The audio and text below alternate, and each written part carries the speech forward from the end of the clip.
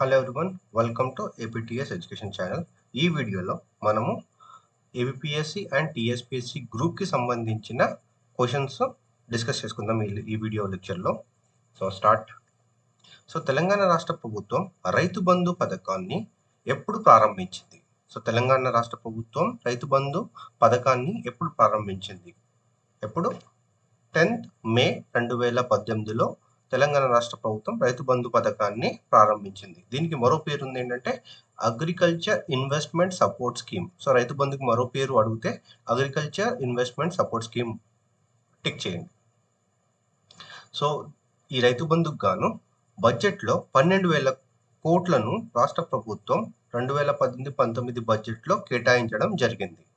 దీని యొక్క ముఖ్య ఉద్దేశం ఏంటంటే రైతులను అప్పుల బారి నుండి రక్షించడం కోసము ఈ రైతు బంధు పథకాన్ని రాష్ట్ర ప్రభుత్వం ప్రారంభించింది. దీని ద్వారా 5,000 రూపాయలు ఎకరానికి ఒక సీజన్కి 5,000 రూపాయలు ఎకరానికి ఒక సీజన్కి ఇవ్వడం జరుగుతుంది. ఎవరికి? అగ్రికల్చర్ లేదా హార్టికల్చర్ ఇద్దరికి 5,000 రూపాయలు ఎకరానికి పర్ సీజన్ ఇవ్వడం జరుగుతుంది. దీని ద్వారా రైతులు విత్తనాలు కానివ్వండి, ఎరువులు కానివ్వండి, పురుగుల మందు కానివ్వండి, కూలీలకు ఉపయోగించుకోవచ్చు ఈ రైతు బంధు ద్వారా వచ్చే డబ్బులను. రబీని యాసంగి అంటారు అండ్ ఖరీఫ్ని వానాకాలం అంటారు.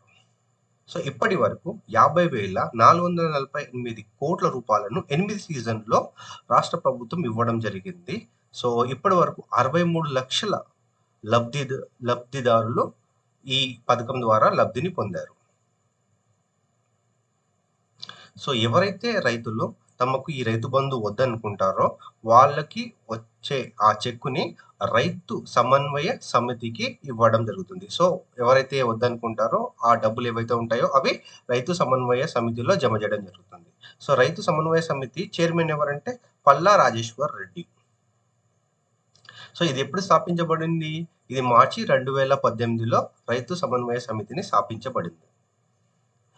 ఇలాంటి స్కీమ్స్ మరి ఏ రాష్ట్రాలు, ఏ కేంద్ర ప్రభుత్వము ఇలాంటి స్కీమ్స్ ఏమైనా ఉన్నాయంటే ఆంధ్రప్రదేశ్ రాష్ట్ర ప్రభుత్వం అన్నదాత సుఖీభవ ఇలాంటి స్కీమ్ని రైతులకు ఇవ్వడం జరుగుతుంది. అందులో 15,000 రూపాయలు ఇవ్వడం జరుగుతుంది. 15,000లో 6,000 రూపాయలు సెంట్రల్ గవర్నమెంట్ ఇవ్వడం జరుగుతుంది. 9,000 రాష్ట్ర ప్రభుత్వం, ఆంధ్రప్రదేశ్ రాష్ట్ర ప్రభుత్వం ఇవ్వజరుగుతుంది. 6,000 కేంద్ర ప్రభుత్వం ఇవ్వడం జరుగుతుంది. కేంద్ర ప్రభుత్వం స్కీమ్ పేరు ఏంటిదంటే ప్రధాన మంత్రి కిసాన్ సమ్మాన్ నిధి. ఇది కేంద్ర ప్రభుత్వ స్కీము. దీని ద్వారా 6,000 రూపాయలు ఇవ్వడం జరుగుతుంది. అవి 3 ఇన్స్టాల్మెంట్లో ఇవ్వడం జరుగుతుంది. 2,000, 2,000, 2,000. Next question. రామప్ప టెంపుల్ ఏ డిస్టిక్ లో ఉంది? తెలంగాణలో ఏ డిస్టిక్ లో రామప్ప టెంపుల్ ఉంది? ఏ డిస్టిక్ లో ఉంది? అది ములుగు డిస్టిక్ లో ఉంది. పాలంపేట అనే గ్రామంలో రామప్ప టెంపుల్ ఉంది. రుద్రేశ్వర టెంపుల్ రామప్ప టెంపుల్ గా ప్రసిద్ధి గాంచింది. ఇప్పుడు రామప్ప టెంపుల్ కి 39వ వరల్డ్ హెరిటేజ్ సైట్ గా గుర్తింపు పొందింది. 39వ వరల్డ్ హెరిటేజ్ సైట్ గా రామప్ప టెంపుల్ గుర్తింపు పొందింది.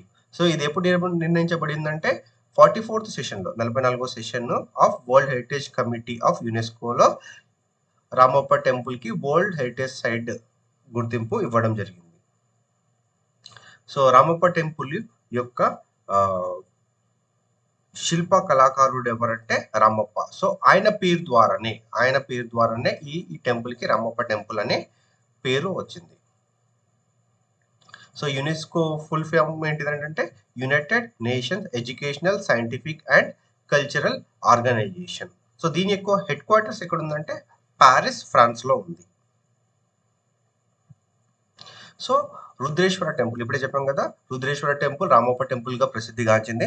రుద్రేశ్వర టెంపుల్ ఎప్పుడు నిర్మించబడిందంటే క్రీస్తు శకం 1213లో కాకతీయ రాజులు గణపతి దేవ యొక్క సైనిక అధ్యక్షుడు రేచర్ల రుద్ర దీన్ని కట్టించారు. ఇప్పుడు రామప్ప ఆలయంలో గర్భగుడిలో మనకు రామలింగేశ్వరుడు దర్శనం ఇస్తారు. ఎక్కడ ఈ రామప్ప టెంపుల్లోని గర్భగుడిలో రామలింగేశ్వరుడు మనకు దర్శనమిస్తాడు. సో మార్కోపోలో సందర్శించినప్పుడు రామప్ప టెంపుల్ని the brightest star in the galaxy of టెంపుల్గా అభివర్ణించారు. Next, so which district, so ఏ డిస్టిక్లో పోచంపల్లి విలేజ్ ఉంది? దానికి ఇప్పుడు రీసెంట్గా 2021లో బెస్ట్ టూరిజం విలేజ్ ఆఫ్ వరల్డ్గా గుర్తింపు వచ్చింది. సో పోచంపల్లి విలేజ్ ఏ డిస్టిక్లో ఉంది? పోచంపల్లి విలేజ్ ఏ డిస్టిక్లో ఉంది? యాదాద్రి భువనగిరి డిస్టిక్లో పోచంపల్లి విలేజ్ ఉంది, గ్రామం. So united nation world tourism organisation దీన్ని ఎన్నుకోబడింది. ఏది? పోచంపల్లి విలేజ్ని best tourism, one of the best tourism విలేజ్గా గుర్తింపు ఇవ్వడం జరిగింది. సో భూదాన్ పోచంపల్లి గ్రామానికి చేనేత కార్మికులకు చిరునామాగా చెప్పుకోవచ్చు. సో భూదాన్ పోచంపల్లి గ్రామాన్ని చేనేత కార్మికులకు చిరునామాగా చెప్పుకోవచ్చు. ఎందుకంటే ఇక్కడ అగ్గిపెట్టెల్లో పెట్టేంత పలుచని చీరలు నేసిన ఘనత ఇక్కడి చేనేత కార్మికులకు ఉంది. సో భూదాన్ పోచంపల్లి అంటున్నాం కదా, దీనికి ఆ పేరు ఎందుకు రావడం జరిగిందంటే ఈ భూదాన్ పోచంపల్లిలో వినోబా భావే భూదానాన్ని అంకురార్పణ చేశారు. సో ఆ తర్వాత ఈ ఉద్యమము దేశమంతా వ్యాపించింది. సో అందుకనే ఇక్కడ ఈ పోచంపల్లిని భూదాన్ పోచంపల్లిగా అభివర్ణిస్తారు. సో ఎప్పుడు దీన్ని అంకురార్పణ చేశారు? 1951లో పోచంపల్లిలో భూద్యమాన్ని అంకురార్పణ వినోబా భావే ద్వారా చేయడం జరిగింది. సో అందుకనే ఈ విలేజ్ని, అందుకనే పోచంపల్లి విలేజ్ని భూదాన్ పోచంపల్లిగా పిలుస్తారు స్మారకార్థంగా. సో ఎప్పుడు? ఏప్రిల్ 18, 1951లో. సో ఏప్రిల్ 18, 1951లో ఈ భూదాన్ ఉద్యమం జరిగింది. సో ఈ పోచంపల్లికి ఇంకొక ఘనత ఏంటంటే దీనికి జిఐ ట్యాగ్ వచ్చింది. సో జియోగ్రఫికల్ ఇండికేటర్ స్టేటస్ 2004లోనే ఈ పోచంపల్లి శారీస్కి ఇవ్వడం జరిగింది. ఈ ikat is a Malaysian and Indonesian word. దీని అర్థం ఏంటిదంటే టై అండ్ డై అని అర్థం. ఈ రెండు గుర్తుపెట్టుకోండి, ఎప్పుడైనా అడగొచ్చు. సో ఇది మలేషియన్ అండ్ ఇండోనేషియన్ వర్డ్. ఇకాత్ అనేది మలేషియన్ అండ్ ఇండోనేషియన్ వర్డ్. అర్థం ఏంటిదంటే టై అండ్ డై. సో 1908లో స్వదేశీ మూమెంట్ స్మారకార్థంగా నేషనల్ హ్యాండ్లూమ్ డేని ఎవ్రీ ఇయర్ ఆగస్ట్ 7న 2015 నుండి జరుపుకోవడం జరుగుతుంది. సో నేషనల్ హ్యాండ్లూమ్ డే ఎప్పుడు సెలబ్రేట్ చేస్తామనే ప్రశ్న అడిగితే ఎప్పుడంటే 7th ఆగస్ట్ ఎవ్రీ ఇయర్. అది ఎప్పుడు స్టార్ట్ చేశారంటే 2015. ఎందుకు 7th ఆగస్ట్ చేశారంటే అప్పుడే స్వదేశీ మూవ్మెంట్ లాంచ్ చేయడం జరిగింది 1905. దాని స్మారకార్థంగా నేషనల్ హ్యాండ్లూమ్ డేని జరుపుకోవడం జరుగుతుంది. సో విచ్ స్కీమ్ ఏ పథకం ద్వారా తెలంగాణ రాష్ట్ర ప్రభుత్వం పౌష్టిక ఆహారాన్ని గర్భిణీలకు, బాలింతలకు అంగన్వాడీ కేంద్రాల ద్వారా అందిస్తుంది? సో ఏ స్కీమ్ అది?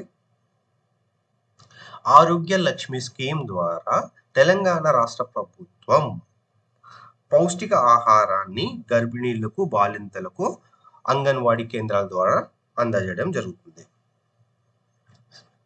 సో ఇది ఎప్పుడు ప్రారంభించారంటే 1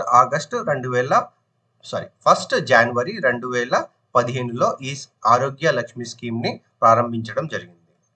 సో ఈ స్కీమ్లో సెంట్రల్ గవర్నమెంట్ యొక్క 50% అండ్ స్టేట్ గవర్నమెంట్ యొక్క 50% ఫండ్ షేరింగ్ ఉంటుంది. సో ఇప్పటి వరకు 22 లక్షల మంది దీని ద్వారా 2021-22 సంవత్సరానికి గాను 22 లక్షల మంది దీని ద్వారా లబ్ధి పొందారు.